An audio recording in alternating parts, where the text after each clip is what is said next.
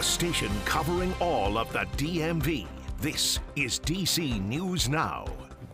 And good afternoon, and thank you for joining us for the news at noon. I'm Tosin Fakile. It is a muggy afternoon in the DMV following severe storms that rolled through our region yesterday. Meteorologist Damon Matson joining us for the latest check on our forecast.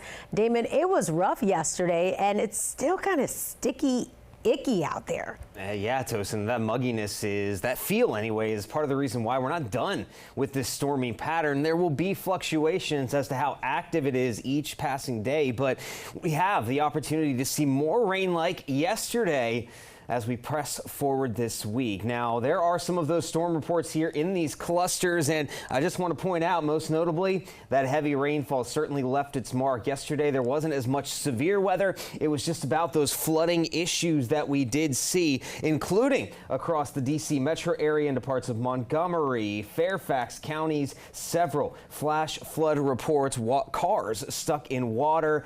Yeah, not a good situation as we went through the evening yesterday. Now, as we have pressed on, though, into this Tuesday, well, we still do have a bit of a heat index. Not too bad because of how cloudy it's been. Mostly, we have this feels like temps in the upper 80s, low 90s as more sun breaks out. Because of how muggy it will continue to be this afternoon, you will continue to notice how we have that higher feels like temperature moving forward. But here is some good news. Despite how muggy it is today, I mentioned how things will change day to day. It looks like the highest threat for heavy rain and flooding is just going to be south of us, down towards central Virginia, the Carolinas today. We do not have an active flood watch in any part of the DMV, thankfully enough. So that is a big time change from what we experienced out there yesterday. Now, of course, there are going to be some isolated showers and storms bubbling up in all that heat and humidity by the middle of the afternoon, drifting into the early evening, but we're not expecting any sort of widespread heavy flooding rainfall or any sort of severe storms, at least today. Now, as we head into the day on Wednesday and throughout the rest of the week, should we be ready, though, for the possibility of more flooding? We'll have a full look at your forecast coming up here in just a bit.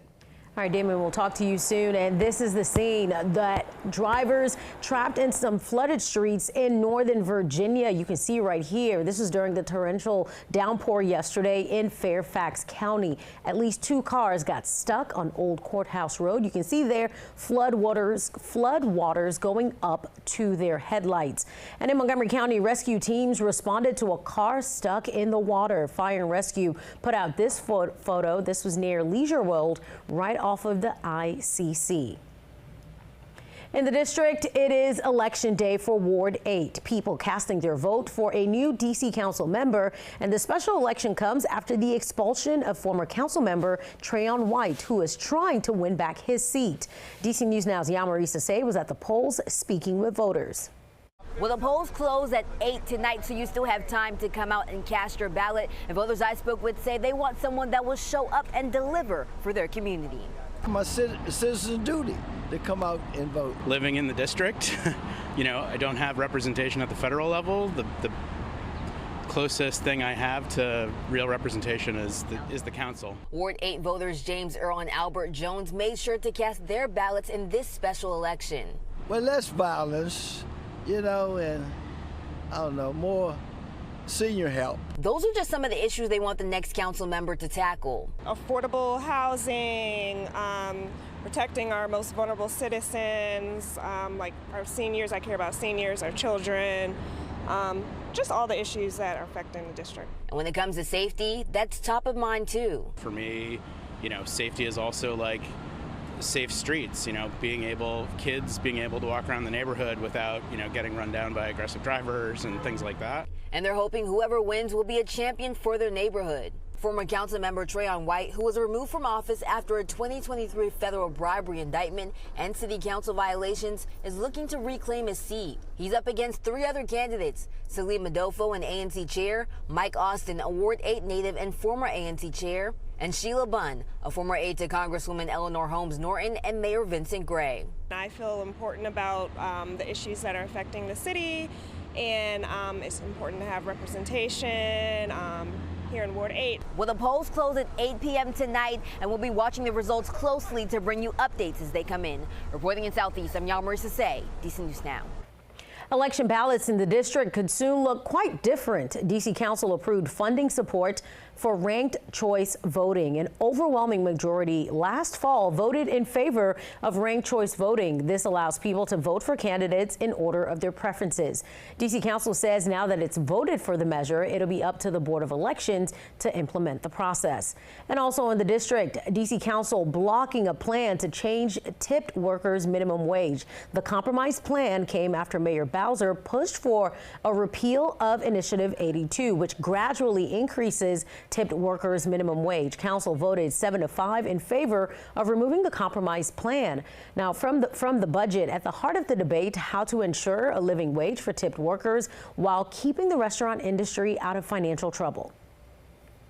Many restaurants have cut jobs as a result of these increases. I've heard from restaurants who have had to close.